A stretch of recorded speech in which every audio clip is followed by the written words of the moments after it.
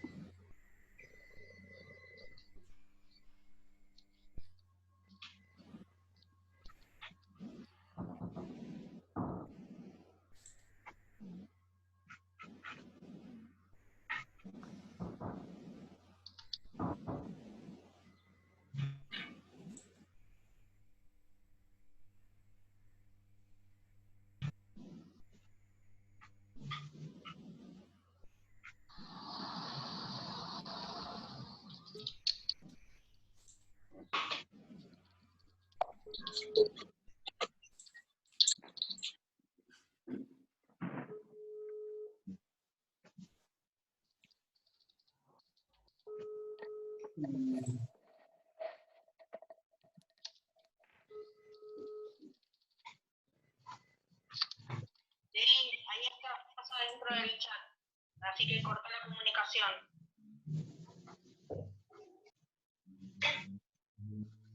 Hola, Matías. Espera, ahí voy.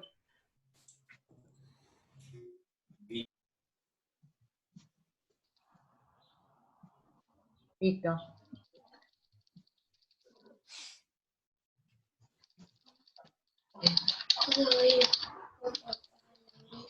No, abajo no. Bueno, cambiate. ¿Ahí se me escucha? Pero no lo saludes, no lo veas.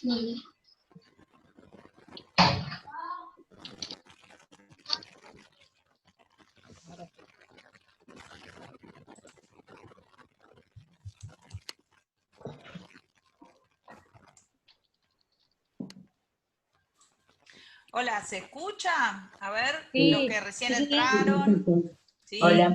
¿Se escucha? Ahí Sí, está. se escucha perfecto. Bueno, fenómeno, bien.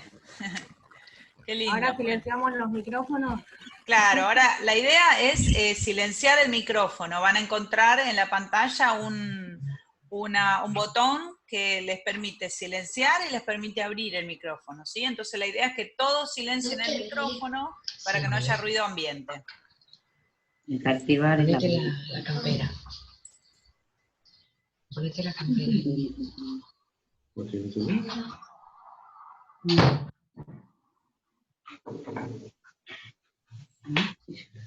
Mariela, vos tenés posibilidad de silenciarme porque si desactivo el audio no escucho tampoco. Sí, yo te silencio desde acá también, eso se puede. Espera un segundito que...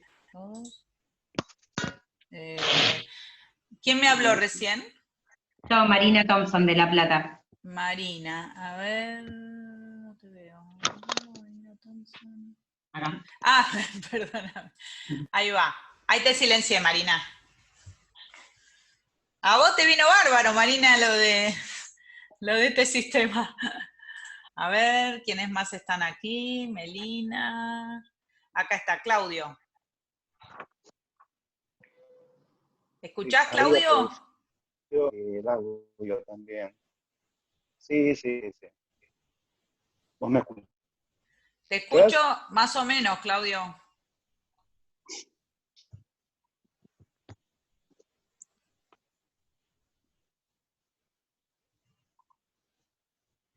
A ver, vos no te escucho bien. A ver, espera un segundo. Ahí te escuchaba mejor. ¿Estás con la compu o con el teléfono?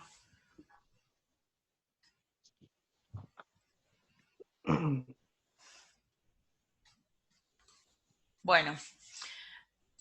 Vos, Benja, sí, ¿no? ¿Me escuchás bien ahí? Ahí te escucho bien. Ahí vamos a ver ¿Escucha? si... Hola, María. Sí, ¿me escuchás bien, Benja? Escucho perfecto, sí. Sí, yo también. Los demás se escuchan, ¿verdad, a Benjamín? Bien. Bueno, falta Claudio, a ver si podemos lograr el sonido. ¿Qué tal? ¿Cómo les va? ¿Se escuchan? Sí, yo te escucho, Claudio, yo te escucho. ¿Los demás? Benjamín, ¿qué dice? Sí, se escucha, Benjamín. ¿Se Sí, escucha buen bien, día. Claudio? Se escucha. Sí, se escucha, se escucha. Modafayo dice que se escucha perfecto. Bueno, Martín escucha, ya estamos bien. muy bien, muy bien. Bueno, vamos bien, vamos bien. Ahí está Adrián. Adrián, ¿cómo estás, Adrián? Te veo. Ceci. Díaz dice que sí y Funes dice que no. Hay que avisarle a Funes que capaz entra sin conectarse al audio, porque hay que tocar Ajá. un botón para conectar el audio. A ver, a Funes le voy a escribir acá porque no me va a poder leer. A ver si no en el grupo, claro. Inés. Conecta.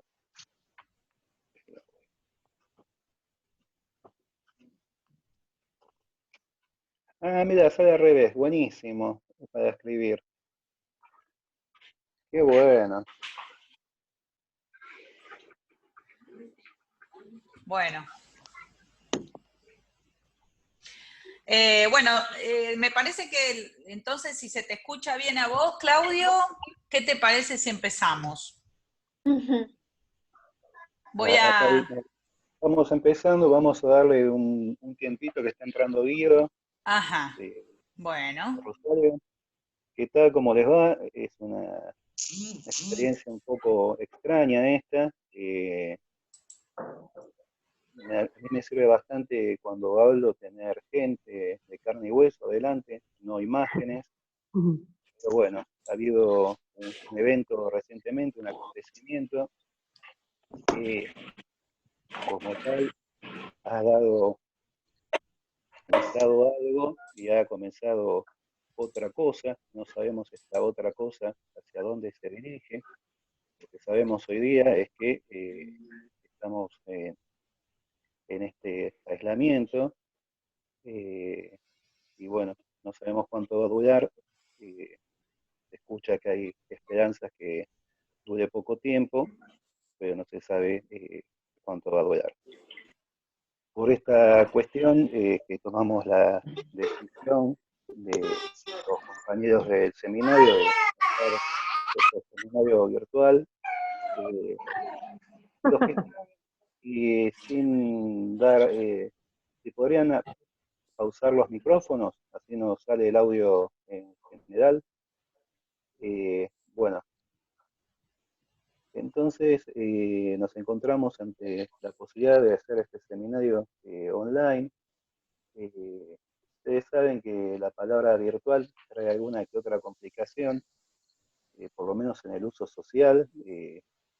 Lo virtual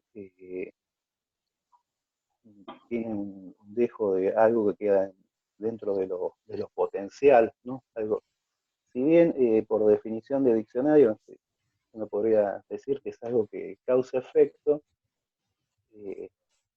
también tiene este otro matiz de lo potencial, de lo que no es real.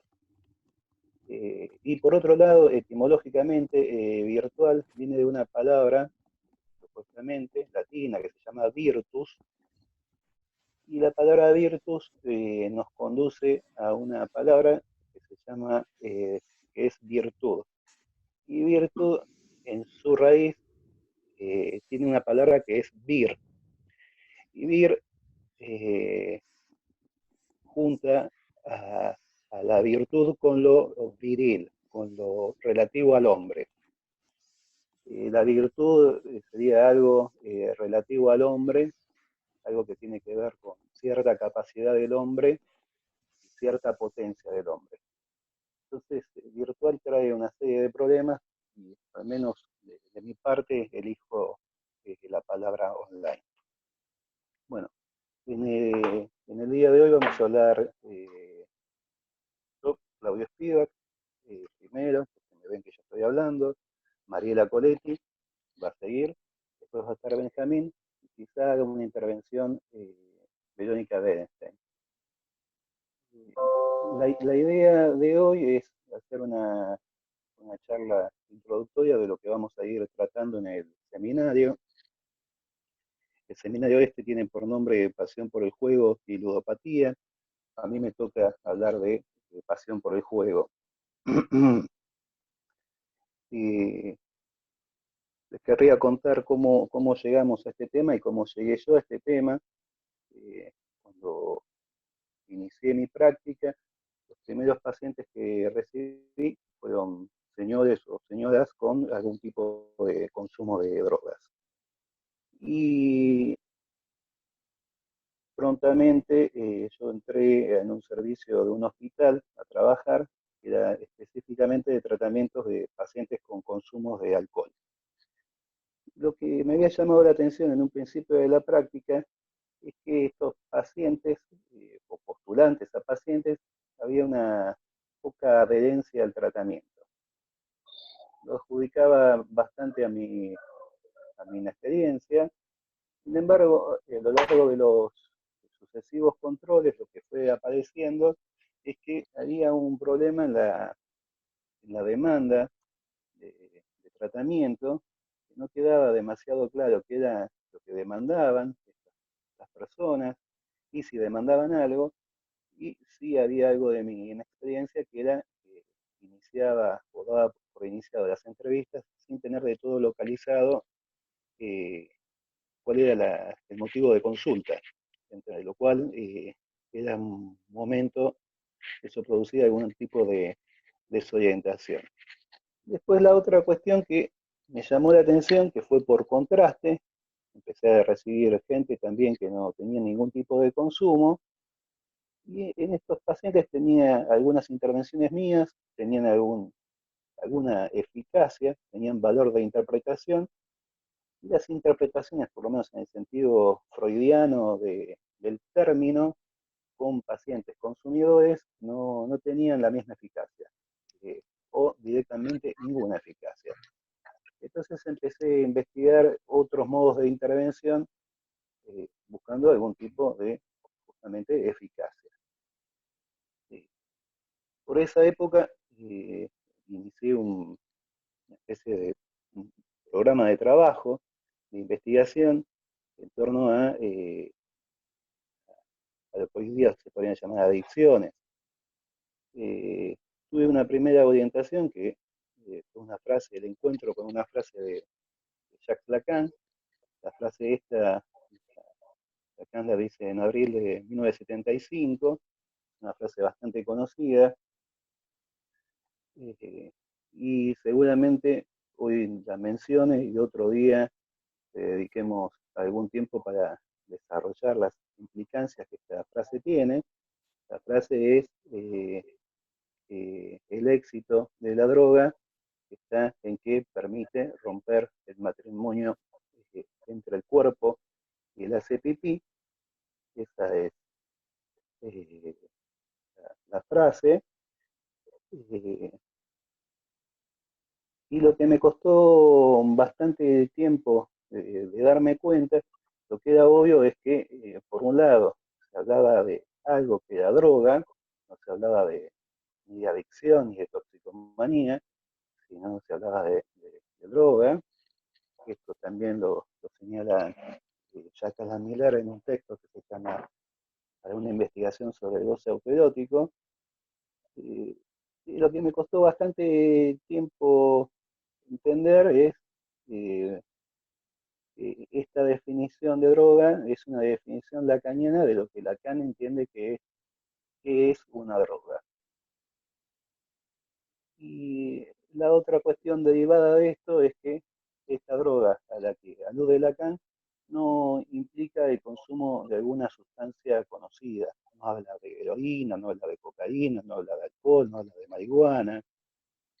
Bueno, entonces me quedó esa idea dando vueltas para entender determinados tipos de consumo o de prácticas compulsivas, mejor dicho, donde no hay un consumo obvio de sustancias.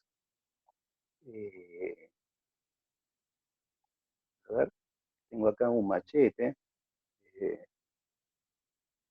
Y después,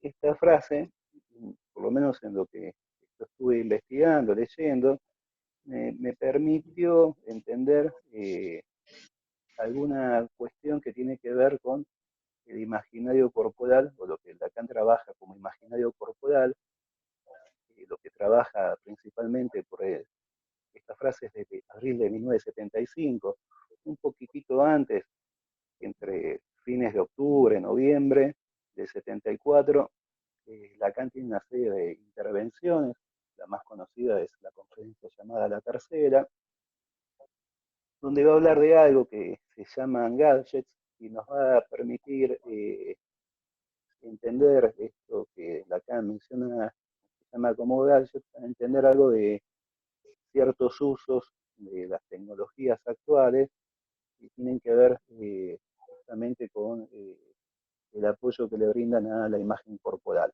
¿no? Algo de esto va a hablar Benjamín después. No creo que directamente de estas conferencias, pero va a hablar de el apoyo que las tecnologías estas de pantallas ofrecen al imaginario corporal. Bueno, hace unos 5 años, más o menos, 6 años, me tocó hacer una investigación en torno a Dostoyevsky y el parricidio, que es un texto de Freud, que vamos a comentar. Seguramente yo la voy a comentar algo y seguramente Mariela después comente algo más. Y el texto este de Dostoyevsky del parricidio, cuando lo leí, estaba investigando, iba a hacer una presentación que creo que fue la primera vez que compartimos mesa con Mariela, no lo recuerdo ahora, parece que sí. Había algo que había leído y que se me abrochó con algo que me contaba un señor que en ese momento me había pedido entrevistas. Este señor eh, había tenido una serie de prácticas de consumo a lo largo de su vida. Había empezado con unos consumos desmedidos de comida, luego con unos consumos desmedidos de alcohol, luego con unos consumos desmedidos de, de drogas. De todas ellas había salido o había cambiado una por otra. En el momento de la consulta que él me hacía, era en relación a su nueva adquisición, por llamarlo de alguna forma, era su jugar compulsivo. Este jugar compulsivo a él le resultaba ilógico, decía, por un lado porque acostumbrado a incorporar sustancias a su cuerpo, no había ningún tipo de sustancia, en este caso, que él consumiera, eh, y por otro lado, lo que él empezó a notar en las entrevistas era que no le era necesario el consumo de algunas sustancias porque él lo que encontraba en el juego y en los consumos era algo que llamaba una borrachera. Y al tiempito, él lo que me relataba es que esta borrachera le permitía realizar una serie de cosas. Estas cosas que él realizaba no eran enteramente voluntarias. Él lo contaba como que era impulsado a hacer algunas cosas, a realizar algunas acciones que muchas veces entraban en contradicción con sus cuestiones morales, sus prejuicios. En ese momento, lo que a mí me llamó la atención es que en la historia de este hombre había estas prácticas que él realizaba, eran acompañadas por ciertas acciones, ciertas actividades que lindaban lo delincuencial. De hecho, lo que él delataba como ilógico era, él había logrado obtener una pequeña fortuna, y esta fortuna era a partir de un rasgo que él se reconocía, que era un rasgo de comerciante. Sin embargo, él, en la actividad que hacía, lo que no utilizaba bajo ningún aspecto era dinero propio. Todo su amasado de fortuna, por llamarlo de alguna forma, era a partir de extender cadenas de pago. Pedía créditos, después pedía otro nuevo crédito, bueno, y a partir de empezar a jugar, lo que él se encontró es usando el dinero y gastando dinero cuando él no gastaba plata, no usaba plata, y en especial que no usaba una plata que no era necesariamente de él, ¿no? Bueno, entonces ahí me quedó esta idea de este rasgo un poquito delincuente, un poquito criminal de este señor. Hace un par de años, o tres, ya no sé,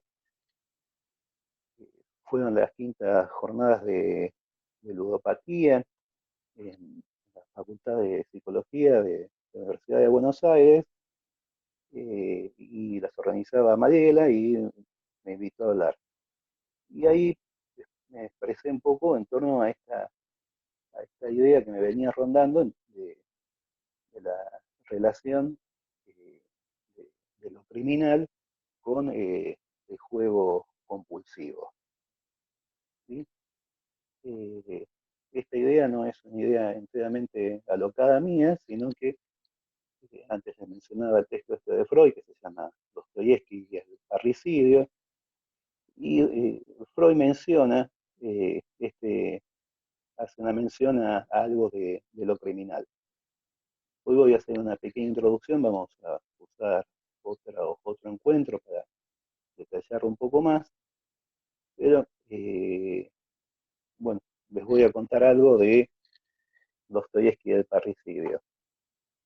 Nos interesa el Dostoyevsky también por otra cuestión. Hay una referencia fuerte en torno a las adicciones, producida por Freud, que es bastante temprana en su obra. Él la presenta en verdad, es por fuera de su obra, es una carta que él le envía a Fliss, a su amigo Fliss, que es en el año 1897, todavía no produjo la interpretación de los sueños, y él lo que le dice a Fliss es: se me ha abierto la intelección, que la masturbación es la adicción primordial, que el resto de las adicciones toman relevo de aquellas. La idea de Freud ahí es que hay una suerte de sustitución, donde de una adicción primordial, que es la masturbación, se dan una serie luego de adicciones. Él menciona ahí el tabaquismo, el morfinismo y el alcoholismo, pero en el año 1927, cuando se publica el Dostoyevsky, en este caso no es Freud, sino es el comentador de la obra de Freud en los tomos de Amor Rortus, Strachey, que en un pie de página alerta sobre un comentario que hace Freud, donde junta la práctica compulsiva del juego que tiene Dostoyevsky con esta referencia de 1897. Y lo llamativo ahí es que nuevamente el dato está dado por esta masturbación, el dato de lo adictivo, y no remite a una sustancia, ¿no? Como en la primera definición que daba Freud, ¿no? Donde el uso de sustancias es el relevo, se da en el relevo, pero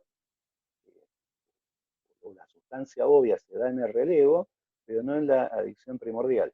En este caso, el juego compulsivo, lo que aparece es la adicción en torno de Freud al juego de manos y la presencia de una fantasía que quizá lo veamos en la próxima, quizá lo mencione ahora, explique algo Mariela.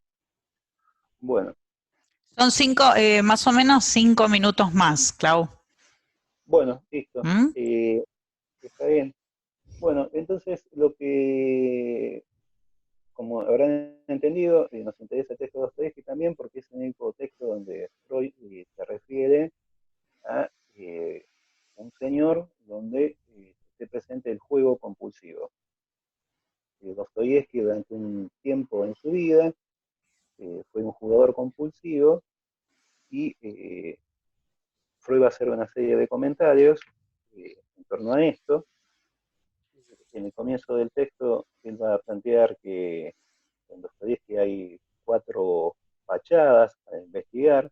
Una fachada que es la del pensador ético. No sé si conocen a Dostoyevsky, es un escritor ruso, y es un señor que bastantes de sus obras se centran en algún personaje y son personajes sufridos. Está bastante presente cuestiones de lo humano.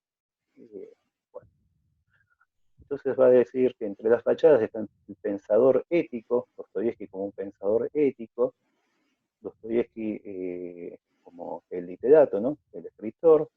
Dice que hay una faceta de pecador en Dostoyevsky, y también va a hablar de esta otra faceta que es la neurótica. Va a desarrollar un poquito cada una de las facetas, Freud, para dedicarle bastante tiempo a lo que llama la faceta neurótica, pero nos va a interesar una faceta en particular, que es la faceta de pecador, porque en esa faceta que él llama de pecador, prontamente lo va a llamar criminal. Va a hablar de una faceta criminal en Dostoyevsky. Dice que Freud explica que quizá cause algún tipo de revuelta pensar en Dostoyevsky como un criminal, y se va a apoyar en 3 ejes para pensar la criminalidad de Dostoyevsky. Va a decir que una de las cuestiones es la elección temática, la elección y la creación de los caracteres de los personajes en la obra de Dostoyevsky, que son siempre personas que descuellan por rasgos violentos, porque son egoístas, por esta inclinación a lo criminal que tienen los personajes, y dice que esa inclinación da cuenta de algún tipo de inclinación propia en el autor, ¿no? Otra idea es que Dostoyevsky en algún momento delató, contó a alguien que le había abusado de una menor, de una niña, de una puber, y este dato es un dato bastante comentado en los estudiosos de Dostoyevsky. Bueno, que Freud toma la posibilidad esta de que haya sucedido este abuso, con lo cual se suma a la idea de criminal, y el tercer elemento es justamente la compulsión al juego, la manía por el juego. Llama la atención ahí que la manía por el juego quede del lado de lo criminal. Bueno, cuando quieras hacemos un pase para que podamos, decime vos, ¿no? Como te parezca, si no sigo después o si no seguimos otro día, no hay problema. Igual, seguro, esto lo vamos a continuar la clase que viene. Bueno, dale. Porque la idea, bueno, ahora que están todos, les cuento, es esta clase presentar como 3 cuestiones que no van a ser las únicas, pero sí van a ser importantes a desarrollar en este año, que una es la faceta más de la pasión de raíz pulsional, como lo empieza a trabajar Claudio, y todo lo que eso nos ilumina con respecto a qué es lo que le pasa a alguien que se excede tanto con una práctica como la del juego. ¿Qué pasa con la ludopatía en sí, la que está, digamos, ligada a cierto tipo de jugador que se podría asociar muy bien a Dostoyevsky? pero que no todos son como él. Ahora vamos a hacer esa diferencia. Y la tercera línea, que esa la iba a desarrollar yo, y la tercera línea es la que va a desarrollar Benjamín, y que también se va a sumar Verónica, después esa la vamos a profundizar en la tercera clase del seminario, que es la línea ligada a la cuestión de las pantallas y la adherencia a los juegos de pantalla y de videojuegos que presentan otras características, pero que también están ligadas a la cuestión del juego. Bueno, ¿te parece bien, Claudio? Entonces empiezo yo. Dale. Dale. Voy a empezar yo, en 10 minutos se nos va a cortar, 9, pero bueno, vamos a reconectar con la siguiente sesión que yo les había escrito por el mail. Pero bueno, yo voy a avanzar con algo, miren, un poco, quizás tomando lo que Claudio dijo, mi llegada, digamos, a los problemas de adicción al juego fue bastante traumática, si se quiere, o sea, fue en principio azarosa, porque fue casual, porque yo empecé a trabajar en una fundación que atendía, venían muchos pacientes, venían directamente del casino, porque en el casino habían puesto unos papelitos que decían, si usted tiene problema con el juego, puede ir acá. Era un lugar gratuito porque dependía del sindicato de loterías, etcétera. O sea, había ya una cosa medio rara ahí de, digamos, los mismos que estaban en las loterías y en los casinos ofrecían una posibilidad de ayuda para los excesos del juego, algo que no me parece ya a esta altura del partido ninguna paradoja, porque me parece que es casi prácticamente algo que viene junto, se trata de algo bastante extraño, pero ocurre, es como si los mismos, no sé, narcos organizaran un sistema, digamos, de asistencia a las personas que tienen problemas de drogas, ¿no? O sea, es raro, pero esto es muy así. De hecho, hay, bueno, en el gobierno, por ejemplo, se extrae de las ganancias del juego dinero para después hacer valer los programas de asistencia. O sea que siempre hay algo relacionado que me parece que quizás forma parte de la interesante dinámica que se da en los jugadores y su relación con los juegos. Entonces les decía que fue un poco traumática porque fue sentarme a escuchar por día un montón de personas a decir casi lo mismo. Tengo un problema con el juego, no puedo parar, llegué de medio casualidad, o mi familia todos juegan, es algo que vengo haciendo hace 20 años, 30 años, 15 años, o empecé hace poco y no puedo detenerme, no sé qué es, no sé por qué lo hago, en mi familia nadie juega, yo soy la única, ¿no? O sea, situaciones que claramente podían dar cuenta de un exceso en torno a algo que no era el consumo de nada en particular, digamos, porque no sé, si hay algo que no ocurre en el juego patológico es ninguna ingesta. Si hablamos de una práctica excesiva sin ingesta. Bueno, entonces eso me llevó a empezar a estudiar y me topé con muy poca material. Uno de ellos es, obviamente, Dostoyevsky.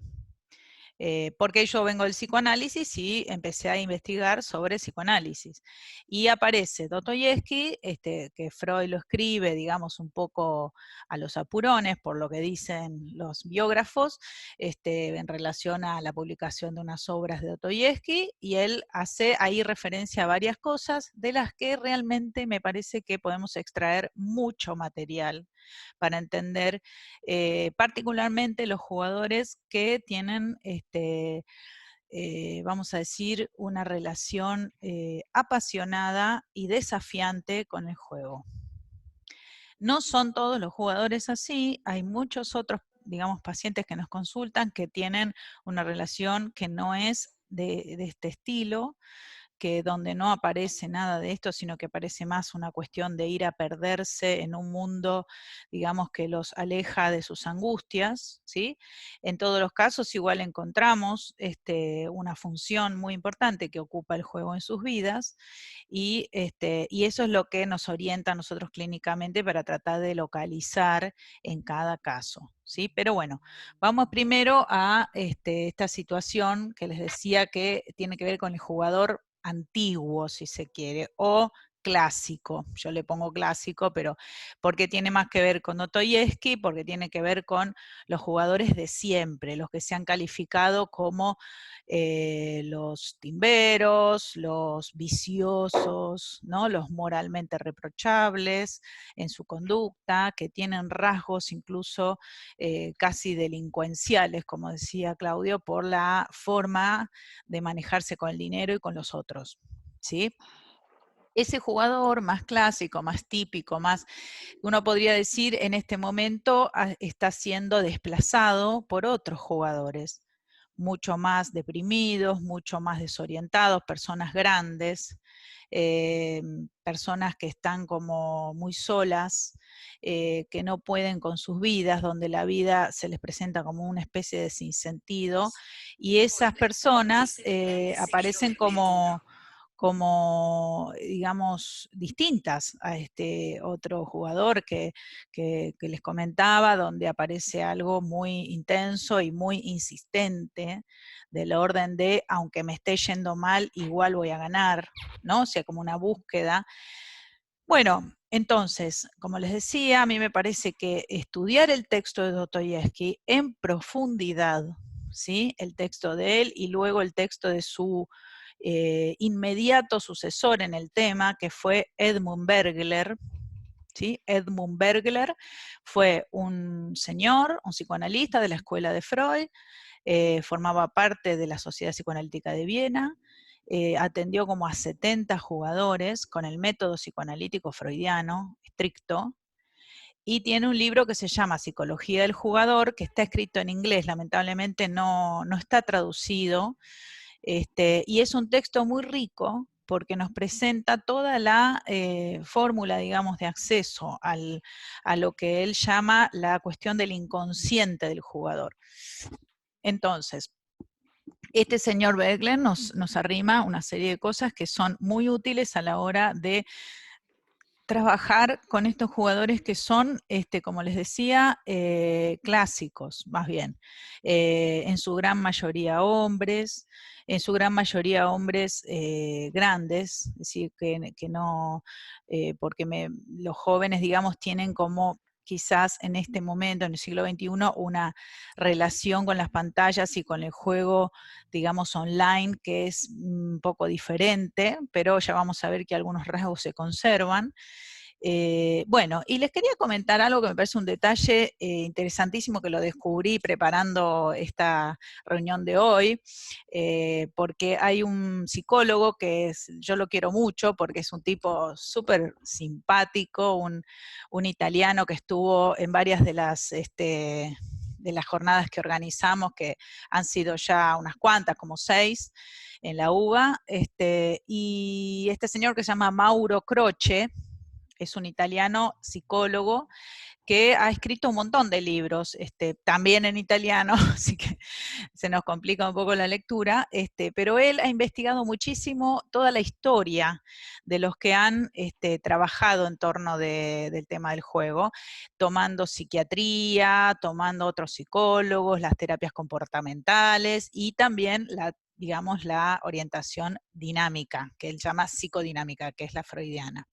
No tiene lectura lacaniana, pero sí de Freud y de Bergler, y de Otto Fenikel, que también se refirió al tema de los jugadores, tiene bastante escrito.